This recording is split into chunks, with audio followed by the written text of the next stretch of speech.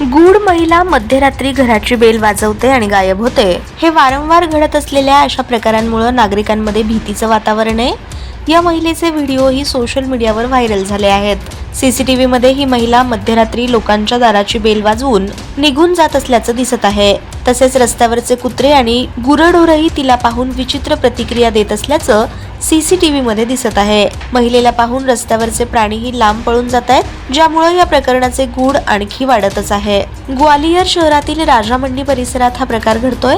मध्यरात्री महिला दाराची बेल वाजवून निघून जात असल्यामुळे परिसरातल्या नागरिकांमध्ये दहशत पसरली आहे।